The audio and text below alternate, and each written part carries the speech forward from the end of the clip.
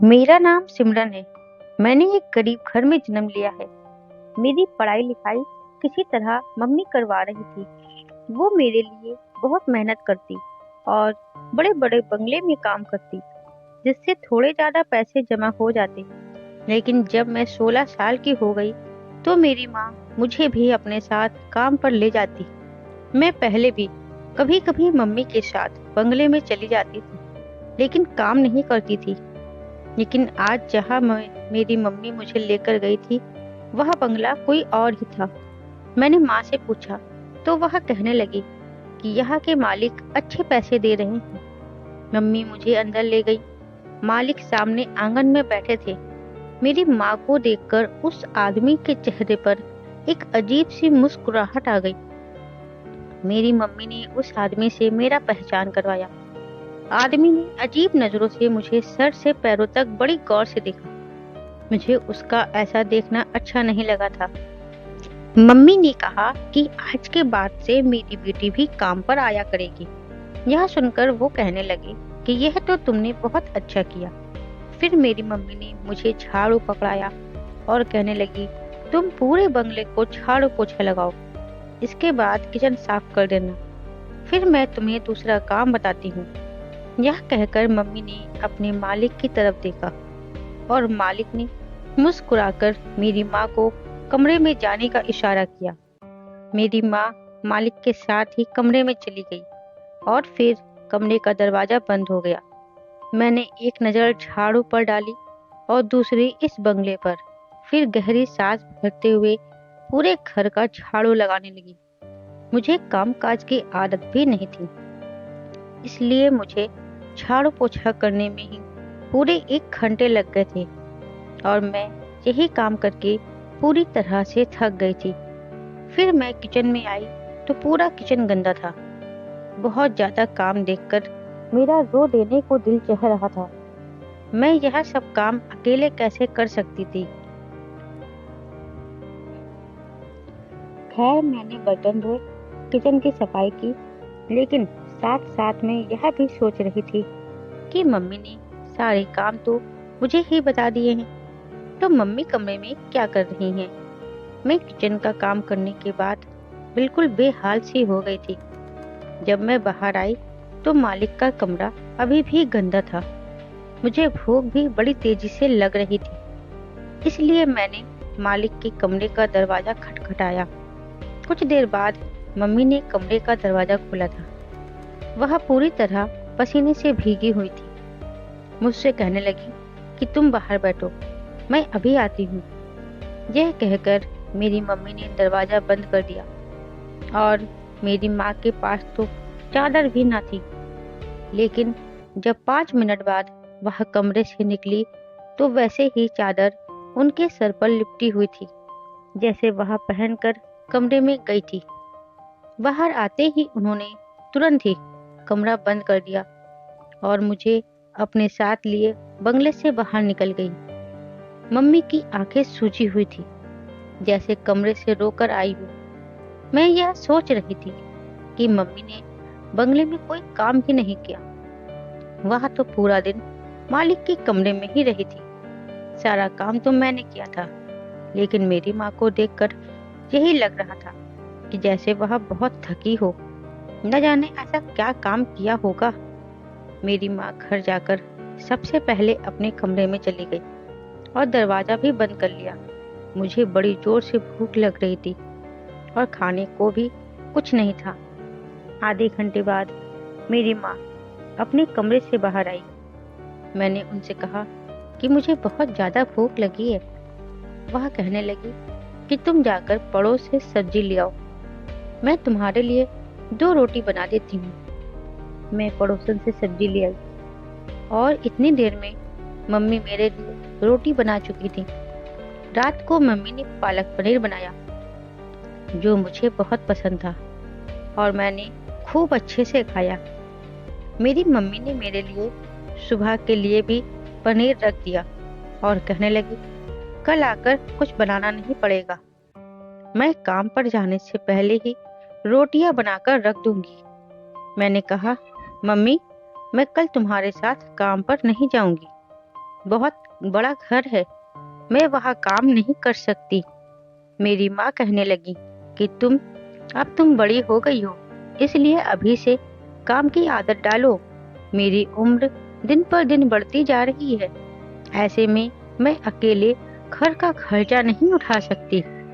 Mummy की मजबूरी सुनकर मैं चुप हो गई थी, लेकिन अब तो रोज का ही काम था कि मम्मी अपने मालिक के साथ कमरे के अंदर चली जाती और मैं सारा काम करती। मुझे वहां पर गुस्सा भी आने लगा था और हैरानी इस बात पर होती थी कि मम्मी जब कमरे से बाहर आती हैं तो पसीने से भीगी होती, उनकी आंखें रेड होती और थकी सी होती। एक बार मैंने माँ से कह दिया कि मम्मी, आप तो कोई काम भी नहीं करती, देखने में ऐसी थकी हुई लगती हो जैसे सारे घर का काम तुमने ही किया हो। वह कहने लगी कि मैं कौन सा आराम करती हूँ, मेरा काम तो। इतना कहकर वह चुप सी हो गई। फिर एक लंबी सांस भरकर बोली, बेटी, गरीबी एक बहुत बड़ी मुसीबत है, जिस घर को लग जाए उसे बर्बाद कर देती है। मैं यही सोचती कि पता नहीं मम्मी इतनी बड़ी बड़ी बातें कहाँ से सीखती हैं। मेरी माँ बहुत खूबसूरत थी, लेकिन मम्मी वह हर चीज मुझे खिलाती जिसकी मुझे चाहत थी। हम लोग इस महंगाई के दौर में मलाई कोफ्ता खाते थे। जब मैं मम्मी से पूछती, माँ, तुम क्यों इतने महंगी महंगी सब्जियां खरीद रही हो, तो वह कहने लगती, तुम भी तो मेरे साथ इतनी मेहनत करके कमाने लगी हो, तुम्हें अच्छा खाने पीने की जरूरत है। मम्मी कभी भी खुद अच्छा खाना नहीं खाती थी, लेकिन मुझे पेट भर कर खाना खिलाती और खुद बचा हुआ खाना खाती। कभी कभी मैं सोचती थी, कैसी महंगाई है, जो मेरी माँ के लिए तो है लेकिन मेरे लिए नहीं है। मेरी माँ की खूबसूरती अब फीकी पड़ने लगी थी। तभी एक दिन जो कुछ मेरी आंखों ने देखा, उसे देखकर मुझे अपनी आंखों पर यकीन करना मुश्किल था। मेरी माँ अक्सर अपने कमरे की अलमारी लॉक कर कर रखती थी। मुझे भी मना करती थी कि मेरी अलमारी को हाथ मत लगाना, लेकिन आज वह बहुत जल्दी में थी। मैं बड़ी हो रही थी, इसलिए मम्मी मुझसे कहने लगी कि तुम भी अब चादर ओढ़ कर जाया करो। मैं मम्मी की अलमारी से अपने लिए चादर निकालने लगी तो कपड़ों के नीचे से मैंने एक ऐसी चीज देखी कि मेरा दिल ही धड़कना भूल गया। मेरी माँ मुझे बाहर पुकार रही थी। मैंने चादर ली और कमरे से बाहर आ गई, लेकिन मम्मी से कुछ नहीं कहा।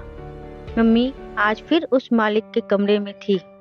मेरा आज काम करने का बिल्कुल भी दिल नहीं कर रहा था। मैंने सोचा कि आखिर यह मालिक मेरी माँ को रोज अपने कमरे में क्यों लेकर जाता है और 3-4 घंटे मेरी माँ से क्या काम करवाता है। मैंने आज इस घर की सफाई दिल से नहीं की थी। थोड़े थोड़े ही सारे काम किए और मालिक के दरवाजे के पास जाकर खड़ी हो गई और मैंने दाएं बाएं देखा कि शायद मुझे कोई खिड़की नजर आ जाए जिसमें से मैं अंदर देख सकूं कि मम्मी ऐसा भी क्या काम करती हैं, कितनी थकी हुई होती हैं। लेकिन वहाँ कुछ न कुछ था। फिर मेरी नजर दरवाजे के होल पर पड़ी। मैंने उस होल से अंदर देखना चाहा, लेकिन कमरे की बत्ती बंद थी, बस नाइट बल्ब जल रहा था, इसलिए मुझे ठीक से कुछ भी नजर नहीं आ रहा था। मुझे बिल्कुल मायूसी सी हो रही थी। मैं कई बार मम्मी से पूछ चुकी थी कि मालिक अपने कमरे में ले जाकर क्या काम करवाता है, लेकिन मेरी माँ हर बार इस बात को टाल देती थी। लेकिन अब मैंने भी ठान लिया था कि मैं हर हाल में ये बात जान कर ही रहूंगी। मैं अभी भी उसी होल से देख रही थी कि मुझे लगा जैसे कोई मेरे पीछे खड़ा है। तभी किसी ने मेरे कंधे पर हाथ रखा। मैं तो बुरी तरह से हड़बड़ा गई और झट से पीछे हटी। मेरा दिल ऐसे हो गया था कि धड़कना ही भूल गया। जब मैंने अपने पीछे पलट कर देखा तो सामने खड़ा नौजवान सा लड़का मुझे ही देख रहा था। मैं बुरी तरह से डर गई थी। मुझे यह काम करते ही 1 महीना हो चुका था, लेकिन मैंने अब तक किसी नौजवान को यहाँ आते जाते नहीं देखा था। उस लड़के के हाथ में एक बैग था। वह मुझे तिरछी नजरों से देखकर बोला, ये लड़की मेरे बाप के कमरे में क्या ताक रही हो?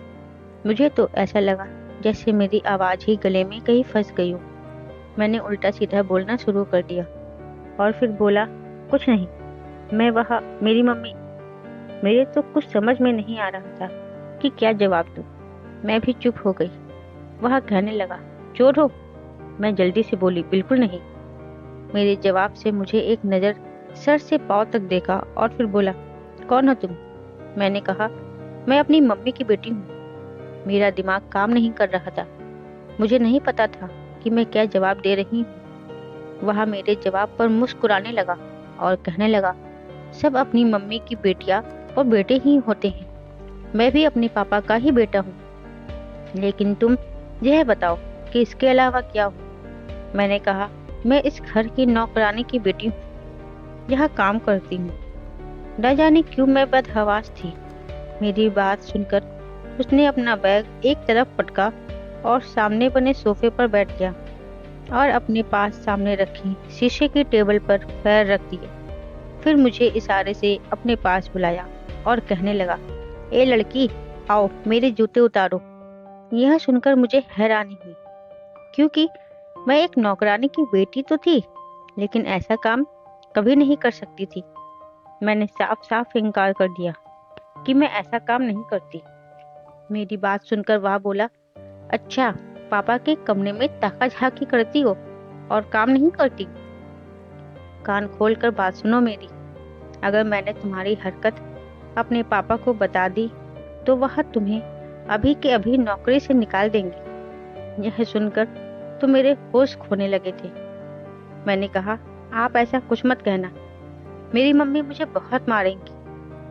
मेरी बात सुनकर वह मुझसे कुछ नहीं बोला, बस अपने पैरों पर पहने जूते की तरफ इशारा करने लगा। मैं बेबसी से इसके पास पहुंची थी। वह 18 साल का लड़का था। शक्ल भी उसकी मालिक से ही मिलती थी, लेकिन था बहुत घमंडी। मैं उसके पास रखी शीशे की टेबल के पास बैठ गई और उसके जूते उतारने लगी। मैंने जब उसके जूते उतार कर एक तरफ रख दिया, वह मुझसे एक गिलास पानी मांगने लगा। मैं किचन में गई और पहले अपने हाथ अच्छी तरह से धोए, फिर उस लड़के को पानी दिया। इतने में कमरे का दरवाजा खुल चुका था। वह मालिक अपने बेटे को देखकर बेहद खुश था। वह हॉस्टल में रहता था, जहाँ कुछ दिन की छुट्टी बिताने आया था। मेरी माँ अभी थकी थकी पसीने से भीगी हुई थी। वह लड़का शायद मेरी माँ को जानता था। इन्हें देखकर नमस्ते करने लगा। मेरी माँ ने भी इसे नमस्ते का जवाब दिया और फिर मेरी मम्मी ने वापसी की इजाजत मांगी और मुझे अपने साथ लिए वह उस बंगले से बाहर निकल गई। अगले दिन जब मम्मी के साथ काम पर गई तो वह लड़का नाश्ता कर रहा था। मेरी माँ फिर से मालिक के साथ कमरे में जा चुकी थी। मैं बंगले की सफाई करने लगी। वह लड़का एकदम मुझे ही देखे जा रहा था। मैंने भी खूबसूरती अपनी माँ के जैसे ही पाई थी। मेरी उम्र 16 साल की थी।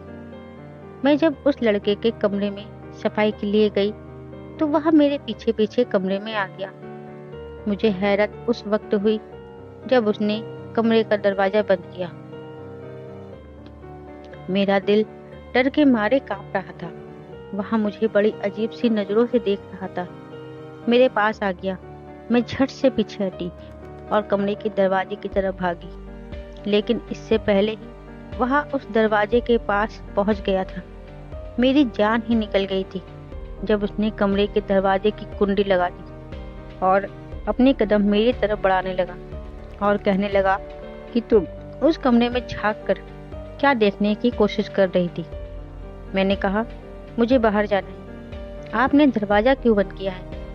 वह मेरी बात को नजरअंदाज कर मुझे बड़े गौर से देख रहा था। उसकी तेज नजरों से मेरे पूरे शरीर में सनसनी सी दौड़ गई थी। फिर कहने लगा, तुम्हें बहुत शौक है दूसरे के कमरे में झांक कर देखने का कि वह क्या हो रहा है। और वह हंसने लगा। अब मैं तुम्हें बताऊं कि बंद कमरे के पीछे क्या होता है। इसकी बात से मेरे शरीर में गुस्से की लहर दौड़ आई थी। इससे पहले कि वह मेरे पास आता, मैंने मम्मी मम्मी चिल्लाना शुरू कर दिया। लेकिन वह मेरे मुंह पर हाथ रख दिया और कहने लगा, अगर शोर मचाया तो तुम्हारा गला दबा दूंगा। यह कहकर उसने मेरे मुंह से हाथ हटाया और कमरे का दरवाजा खोल दिया। मैं कमरे से बाहर निकल गई।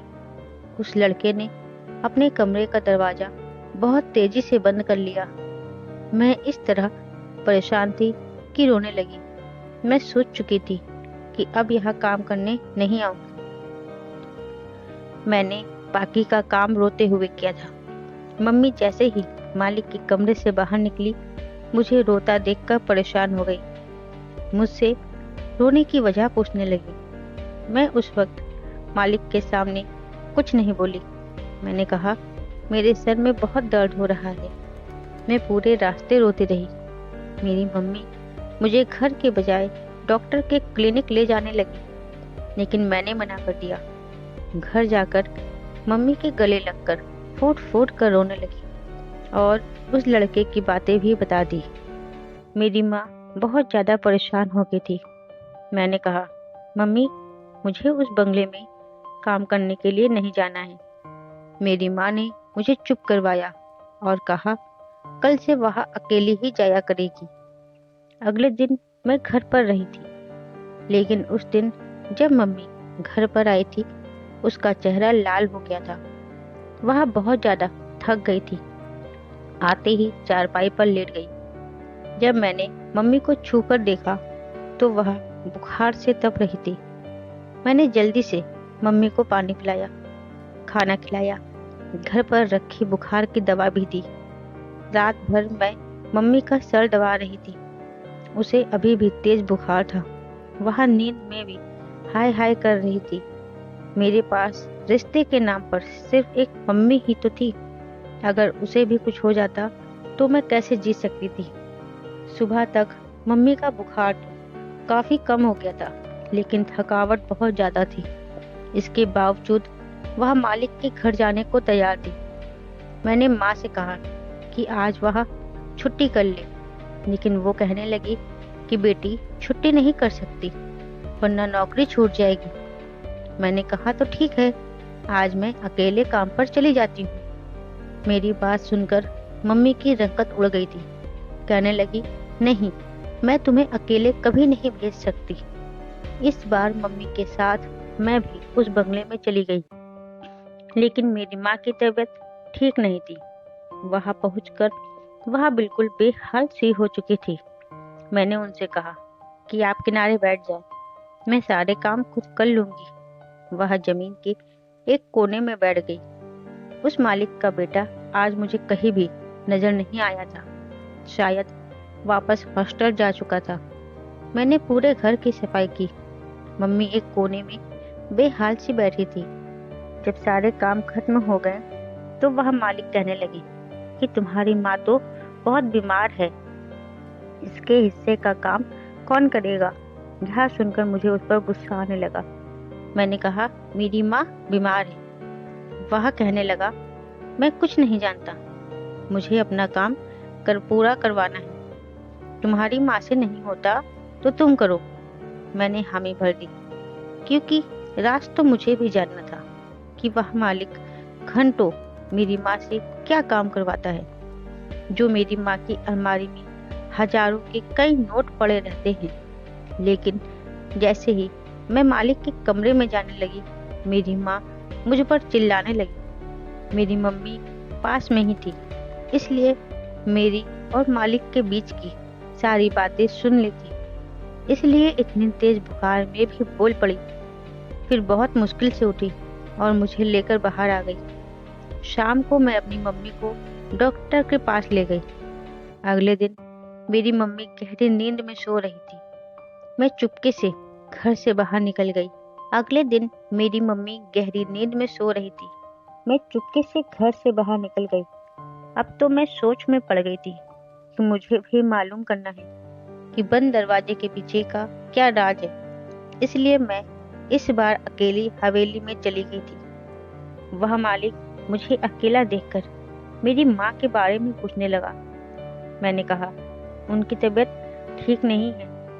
पहले तो उस मालिक ने मुझसे सारे घर के काम करवाया और फिर उसके बाद कहने लगा कि मैं वह काम करूं जो मेरी माँ करती थी। वह मुझे उससे डबल पैसे देगा जितना मेरी माँ को देता था। मैं उसकी बात मान गई। उस वक्त मुझे पैसा नहीं चाहिए था, बस यह जानने में दिलचस्पी थी कि वह मेरी माँ से क्या काम करवाते हैं कि जब कमरे से बाहर आती है तो थकी थकी होती है। मैं जब उस मालिक की मैं जब उस मालिक के कमरे में गई थी, पूरे कमरे में अंधेरा छाया हुआ था। उस मालिक ने एक नाइट बल्ब ऑन किया था और खुद वॉशरूम में चला गया। मैं धड़कते दिल के साथ उसके कमरे के बेड पर बैठ गई। कुछ देर बाद जब वह मालिक वॉशरूम से बाहर आए तो उसने रात का कपड़ा पहन रखा था। मुझे देखकर हैरत हुई। मालिक ने कमरे की कुंडी लगाई तो मेरे होश ही उड़ गए थे। मैं समझ नहीं पा रही थी कि वह मुझसे क्या काम करवाना चाहता है। मैं खड़ी हो गई, लेकिन इतनी देर में वह मेरे पास पहुंच गया था। फिर उसने मेरे हाथ में नीम के तेल की शीशी पकड़ा दी और फिर मुझसे कहने लगे कि मैं उसका मसाज करूं। और बिना रुके मुझे उसका मसाज करना था। वह एक बहुत ही मोटा सा आदमी था और उसके शरीर में खुजली की शिकायत थी। वह हर रोज मेरी माँ से 3 से 4 घंटे लगातार मालिश करवाता था।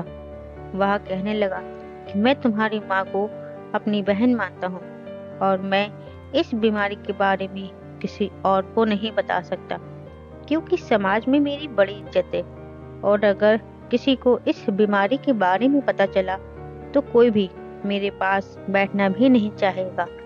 इसलिए ये बात आज तक मैंने किसी को नहीं बताई और तुम भी किसी को मत बताना।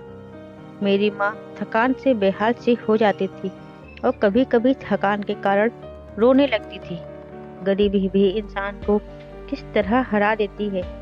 लगातार 2 घंटे इस आदमी का मसाज करने के बाद मैं आज खुद पसीने से भीग चुकी थी। उस आदमी ने अपनी पर्स से मुझे 2,000 रुपये निकाल कर दिया और कहने लगा, यह बीमारी मेरी बहुत बड़ी मजबूरी बन गई है।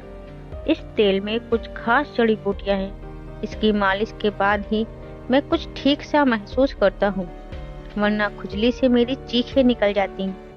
फिर कहने लगे, मुझे तुम्हारी माँ ने बताया था कि मेरे बेटे ने तुम्हारे साथ बदतमीजी की थी, इसलिए मैंने उसे इस बात पर बहुत डांटा था और तुम्हारी माँ से अपने बेटे की तरफ से माफी भी मांगी थी और तुमसे भी माफी मांगता हूँ। मैंने उसे कोई जवाब नहीं दिया और कमरे का दरवाजा खोलकर बाहर निकल गई।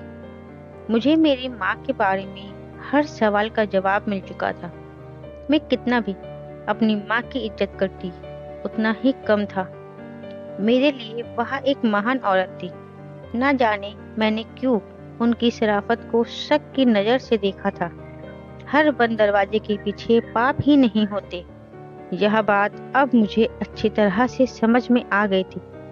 दोस्तों, कहानी अच्छी लगी हो तो वीडियो को लाइक और शेयर करें। आगे ऐसी कहानी सुनने के लिए मेरे चैनल को सब्सक्राइब जरूर करें। धन्यवाद।